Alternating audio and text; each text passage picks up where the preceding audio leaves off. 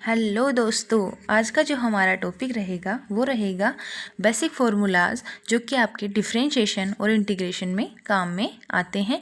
और जनरली इनमें एग्ज़ाम में जो आपका मैथ का पेपर रहता है बीएससी ऑनर्स फर्स्ट ईयर में, उसमें लगभग 2 से 3 आपके क्वेश्चन हैं वो इन फार्मूलाज से ऐसे के ऐसे ही बन जाते हैं। जैसे बात करें x की पावर n का अगर डिफरेंशिएशन पूछा जाए तो वो होता है आपका n x की पावर n-1, जबकि इसका इंटीग्रेशन क्या होता है x n+1 अपॉन में n+1+c। जैसे इस क्वेश्चन को समझते, इस फॉर्मूले को समझते हैं।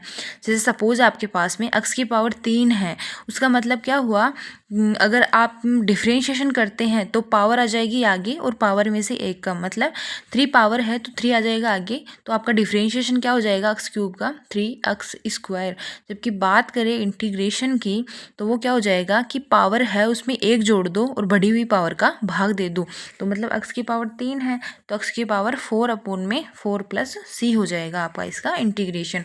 वैसे ही बात करते हैं e की पावर x का, तो e की पावर x का चाहे डिफरेंशिएशन हो चाहे इंटीग्रेशन हो, दोनों ही क्या होता है e की पावर x ही होता है। बाद में बात करते हैं a की पावर x का, तो a की पावर x का बात करें डिफरेंशिएशन की तो वो होता है आपका a की power x log base e a, जबकि बात करें इंटीग्रेशन की तो वो होता है आपका a की पावर x अपॉन में log base e a plus c। जैसे एग्जाम्पल की बात करते हैं, आपके पास में दिया हुआ है कि 10x, आपको 10x का डिफरेंशिएशन पूछे चाहे इंटीग्रेशन पूछे तो वो कैसे सोल्व करना है। 10x है तो ये वाला फॉर्मूला जो a हो गया उसकी वैल्यू आपके पास कितनी आ गई, 10 आ गई, तो ठीक है। तो आपका जो 10x का जो डिफरेंशिएशन होगा वो क्या होगा, 10x log बेस e 10, मतलब a की जो वैल्यू थी वो कितनी थी 10, तो आपकी यहाँ पे भी क्या आएगा 10 आएगा। और ऐसे ही अगर इंटीग्रेशन पूछ रहा है तो 10 की पावर x अपॉन में log बेस e 10, ठीक है, प्लस c हो जाएगा। अगर बात करें log x का डिफरेंशिएशन पूछा जाए तो वो क्या होता है 1 अपॉन में x होता है, जबकि बात करें इंटीग्रेशन की तो 1 अपॉन में x का जो आपका इंटीग्रेशन होता है वो क्या होता है log x प्लस c, मतलब डिफरेंशिएशन है उसका जस्ट थोड़ा बहुत अपोजिट क्या है आपका इंटीग्रेशन है, ठीक है। साइन x का क्या होता है डिफरेंशिएशन cos x होता है, जबकि बात करें इंटीग्रेशन की तो साइन x का डिफरेंशिएशन इंटीग्रेशन क्या होता है माइनस का cos x। बात करें cos x की तो cos x का डिफरेंशिएशन होता है माइनस का साइन x, जबकि इंटीग्रेशन क्या होता है sign x plus c। 10x का डिफरेंशिएशन होता है sec² x, जबकि sec² x का क्या होता है 10x होता है। ऐसे ही cot x की बात करते हैं तो cot x का क्या होता है माइनस का cosec² x, जबकि cosec² x का क्या होता है माइनस का cot x। sec x की बात करते हैं तो sec x का जो डिफरेंशिएशन होता है वो होता है आपका sec x 10x, जबकि sec x 10x का जो इंटीग्रेशन होता है वो होता है आपका sec x, ठीक है।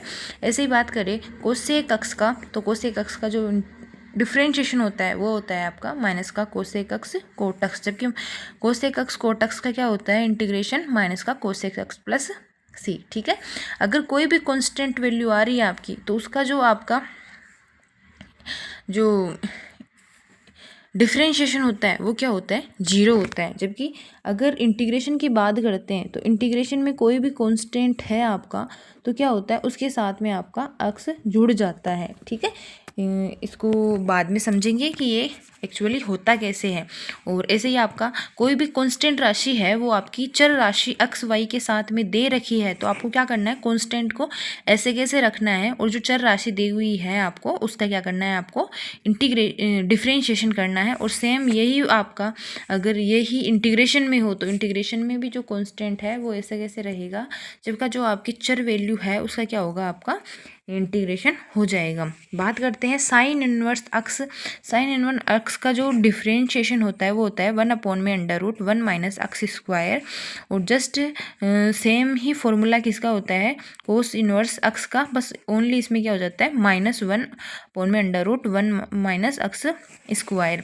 इधर बात करते हैं 1 अपॉन में √1 माइनस x² है वो किसका होता है इंटीग्रेशन साइन इनवर्स x का, जबकि अगर माइनस में आई ये चीज़ -1 अपॉन में √1 माइनस x² तो होता है आपका कोस इनवर्स x का, ठीक है।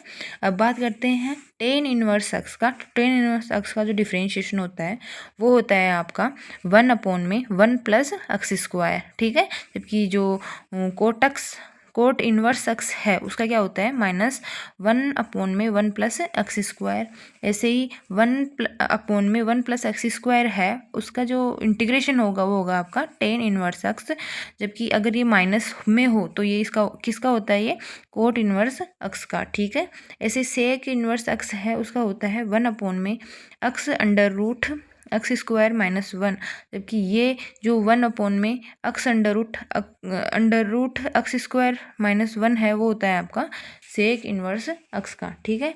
ऐसे ही बात करें कोसेक इनवर्स एक्स की, तो जो सेक इनवर्स एक्स का होता है उसको जब माइनस से मल्टीप्लाई कर दिया जाता है तो वो आपका किसका हो जाता है, कोसेक इनवर्स एक्स का। और अगर बात करें -1/x√(x² -1) तो वो होता है आपका कोसेक इनवर्स एक्स का। ठीक है। एक्स है तो उसका हमेशा क्या होगा, जो डिफ्रेंशिएशन होगा वो आपका कितना होगा, 1 होगा।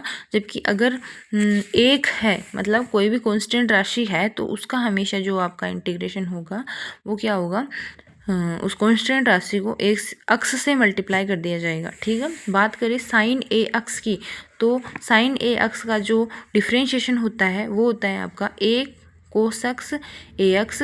जबकि साइन ए एक्स है उसका बात करें इंटीग्रेशन की तो वो क्या होता है, माइनस का कोस ए एक्स अपॉन में ए प्लस सी। जैसे बात करते हैं कि ये एक्चुअल में हुआ कैसे, तो साइन एक्स है, साइन ए एक्स है। ठीक है। तो साइन एक्स का आपको सबको पता है क्या होता है, कोस एक्स होता है। तो साइन ए एक्स का हो जाएगा कोस ए एक्स। ठीक है।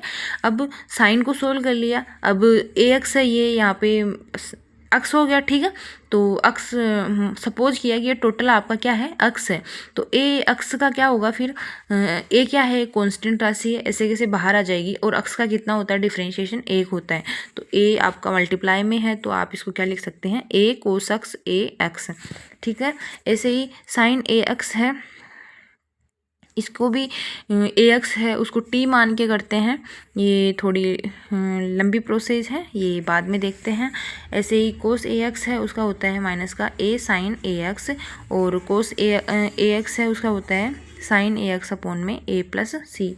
ऐसे ही अगर ई की पावर एन एक्स आ जाए तो उसका क्या होता है, एन ई की पावर एक्स। जबकि ई की पावर एन एक्स है उसका क्या पूछे आपको, इंटीग्रेशन पूछे तो वो क्या होता है, जो मल्टीप्लाई में कोई भी संख्या आई उसका क्या हो जाएगा, भाग लग जाएगा।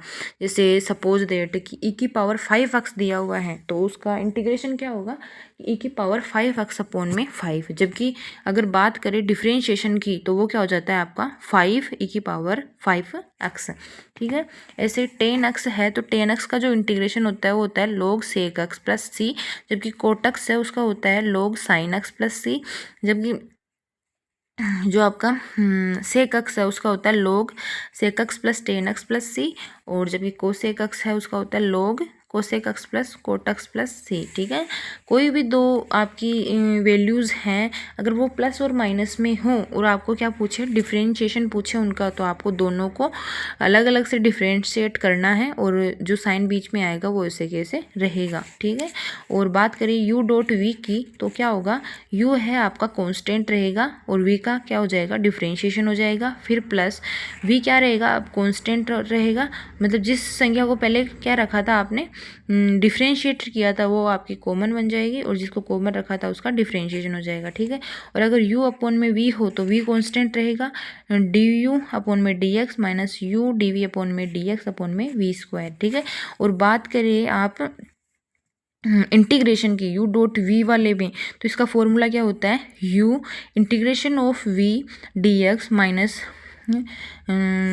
ओवरऑल जो इंटीग्रेशन होगा वो आपको पहले सोल्व करना होगा डी यू अपॉन में d x dot integration of v d x.